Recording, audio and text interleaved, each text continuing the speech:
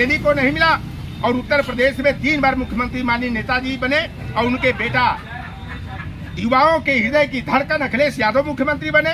बिहार में जिस महापुरुष की कमीशन की रिपोर्ट के आधार पर मंडल कमीशन, जिनकी कल जयंती 25 अगस्त को थी, मंडल कमीशन के तहत 25% आरक्षण मिला, बिहार के पहले कोई पिछड़ा का बेटा वहां पर मुख्यमंत्री बना। उसके बाद दरोगा प्रसाद राय, लालू प्रसाद यादव, राबड़ी यादव मुख्यमंत्री बने।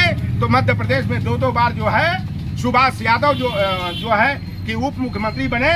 और तीसरी बार जो है कर्नाटक में जो है सिद्धारमैया इसी समाज के, चरवाहा समाज के, लठवाहा समाज के कर्नाटक के मुख्यमंत्री बने हैं। अरे यादव समाज की नकल करो अति पिछड़ो। ये भारतीय जनता पार्टी वाले तो डिवाइड एंड रूल की पॉलिसी करते हैं। खुलेआम डकैती हो रही है भारतीय जनता पार्टी में। ये बेईमान की बोलती बंद है। अब काहे नहीं बोल रहा है कि 71 में 68 प्रोफेसर, सवर्ण, 38 को ठाकुर और 24 ब्राह्मण जब गोरखपुर विश्वविद्यालय में बन गए, क्यों नहीं बोल रहे हैं? बीएड विभाग में गोरखपुर विश्वविद्यालय में 4 प्रोफेसर योगी के ठाकुर बिरादरी के हो गए, तब बोलती बंद हो गई। 5 कृषि विश्वविद्यालय, 4 राज्य सरकार के अधीन की, एक केंद्रीय कृषि एवं प्रौद्योगिकी विश्वविद्यालय में 5 के 5 वाइस चांसलर ठाकुर बिरादरी के बना दिए गए।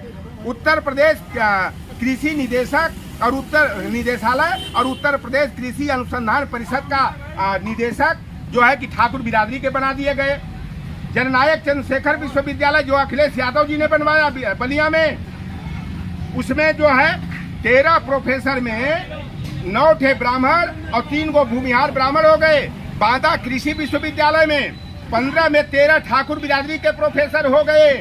वनस्पति विभाग में 13 प्रोफेसर में 11 को जब सवर्ण हो गए तो अखिलेश यादव, इनकी ओम प्रकाश राजभर की, संजय निषाद की बोलती कहाँ बंद है? ये भारतीय जनता पार्टी में जितने नेता हैं ओबीसी की ना, चाहे वो राकेश सजान हो, चाहे स्वतंत्र देव सिंह हो, चाहे धर्मपाल सिंह लोधी हो, चाहे धर्मपाल सिंह सैनी हो, चाहे लक्ष्मी नारायण चौधरी हो, चाहे चौधरी भूपेंद्र सिंह हो, चाहे अनिल राजभर हो, चाहे बाहर से समर्थन में खड़े ओम प्रकाश राजभर हो, चाहे अनुप्रिया पटेल और उनके पति आशीष पटेल हो, चाहे संजय निषाद हो, ये सब भारतीय जनता पार्टी में मोहरे के रूप में है। और भारतीय जनता पार्टी पिछड़ों की वोट की डकैती और इनका शिकार करने के लिए बंसी में केचुआ और चपड़ी की तरह इस्तेमाल करती है। इन बेईमानों का जमीर मर गया है।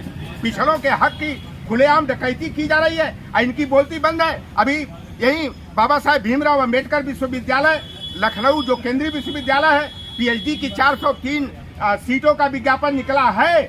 109 सीट हमारी ओबीसी को मिलनी चाहिए, ओबीसी को 0 बटा सन्नाटा कर दिया गया है। ये बेईमानों की कहा बोलती बंद हो गई है। देश का शिक्षा मंत्री खंडायत कुर्मी बिरादरी के धर्मेंद्र प्रधान है और देश के प्रधानमंत्री जो अपने को पिछड़ी जाति का, नीच जाति का बताते हैं, नरेंद्र मोदी, बीएचयू में 170 करोड़ ओबीसी फंड से हॉस्टल बनाने के लिए आया है। 8,500 हॉस्टल 2-2 लाख रुपया में बन जाते हैं एक रूम। वहाँ ओबीसी के बच्चों को, विद्यार्थियों को जो है हॉस्टल में प्रतिनिधित्व तो नहीं मिल रहा है, उनको कोटा नहीं दिया जा रहा है। तो इनकी जबान पर ताला क्यों लगा है? अभी आई टेस्टिंग ऑफिसर का 157 पद का विज्ञापन आया था, उसमें ओबीसी को 42 सीटें मिलनी चाहिए थी। 42 की जगह 30, 12 सीटों की डकैती। एससी को 33 सीट की जगह 0 बटा 0 इस तरह की। और अभी देखे होंगे ग्राम पंचायत अधिकारी के पद पर जो भर्ती हुई उसमें 396 पद हमारे ओबीसी को मिलना चाहिए, लेकिन ओबीसी को 257 पदों की डकैती करके मात्र 139 सीटें दी गई। तो जो मंडल विरोधी है वह भारतीय जनता पार्टी कभी पिछड़ों वंचितों की हितैषी नहीं हो सकती। और जो कहा जाता है कि दुश्मन अपना भाई भी अगर दुश्मन के गैंग में है तो वह दुश्मन के समान है। और आज भाजपा में जो भी ओबीसी एससी के नेता हैं जो निज स्वार्थ में अपने जमीर को गिरवी रख करके, अपने जुबान पर जाब और ताला लगा करके चुप्पी साधे हुए हैं, वह कौम के दुश्मन हैं। और अब 2024 के चुनाव में एनडीए नॉन डेमोक्रेटिक अलायंस के प्रत्याशियों को लटक कर, झटक कर, पटक कर हराया जाएगा। अगर ये पिछड़े वर्ग के नेता अगर पिछड़ों के गांव में जाएंगे, अपने बिरादरी में दुहाई देने जाएंगे, तो इनका माला फूल से नहीं, जूता और चप्पल से पिटाई करके इनका स्वागत करने के लिए यह पिछड़े वर्ग का समाज जो है इनका इंतजार कर रहा है। भारतीय जनता पार्टी आरोप लगाती है कि लोटन नाम निषाद जो पिछड़ों का प्रतिनिधित्व करते हैं, उनको हक दिलाने की बात करते हैं, वो कुछ समय के आने के बाद अगर उनको एक टिकट मिल जाता है, वो विधायक बन जाते हैं, तो वो भी राजभर वाली भाषा बोल रहे अरे हैं। सुनिए, भारतीय जनता पार्टी का प्रस्ताव कई बार आ गया है। अगर मुझे सामाजिक न्याय का चिंतक नहीं होता, सामाजिक न्याय का योद्धा नहीं होता, मंडलवादी अम्बेडकरवादी नहीं होता, तो इसी भारतीय जनता पार्टी से 2014 में मैं सांसद बन गया होता। अभी 15 दिन पहले मेरे यहाँ प्रस्ताव आया था और लौटर राम ने कह दिया कि चौराहे पर मुझे जहर की पुड़िया दे देना, लौटर राम खा लेगा, लेकिन अपनी अम्बेडकरवाद, पेरियारवाद, लड़ईवाद को कुंद नहीं होने देगा। लौटर राम मरना कबूल करेगा, लेकिन भारतीय जनता पार्टी में जाकर के अपने घर को भरने का और पद लेकर अपनी जुबान पर ताला लगाने का काम नहीं करेगा। अन्यथा बीपी मंडल जी, कर्पूरी ठाकुर जी, बाबू जगदेव प्रसाद कुशवाहा जी, छत्रपति साहू जी महाराज जी, सयाजी गायकवाड़ जी, ज्योतिबा फूले, पेरियार ललई सिंह यादव, बाबू राम प्रसाद अहिर, रामचरण निषाद, राम लखन चंदापुरी और चंद्रिका प्रसाद जी क्वासी और चौधरी महाराज सिंह भारती और स्वामी ब्रह्मानंद लोधी की जो विरासत है, उनकी विचारधारा को आगे बढ़ाने का काम करेगा। इन महापुरुषों की विचारधारा की रक्षा के लिए, आगे पहुंचाने के लिए अगर लौटर राम को जेल में भी भेज दिया जाएगा, चौराहे पर गोली भी मार दिया जाएगा, गैंगस्टर लगा दिया जाएगा, गुंडा एक्ट भी लगा दिया जाएगा, तो लौटर राम अपनी जुबान पर ताला लगाने वाला नहीं है। क्योंकि मैं संकल्पित हूं मंडलवाद के लिए, अम्बेडकरवाद के लिए, सामाजिक न्याय के लिए। आज भारतीय जनता पार्टी लोकतंत्र और संविधान को मिटाने का पूरा षड्यंत्र कर रही है।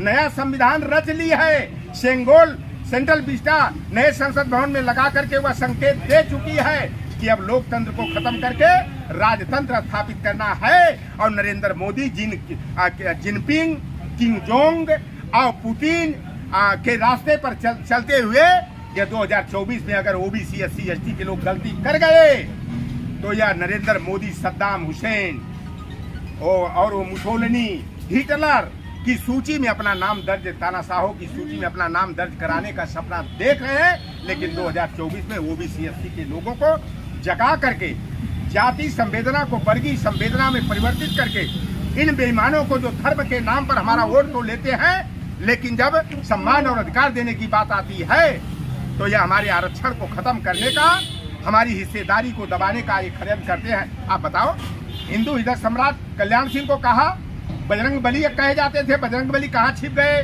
वो विनय कटियार का रहते पता नहीं, साध्वी रितंबरा और उमा भारती का पता ही नहीं है कि राम मंदिर निर्माण ट्रस्ट का जो ट्रस्ट बना 15 सदस्यीय, एक ओबीसी नहीं रखा गया 15 में।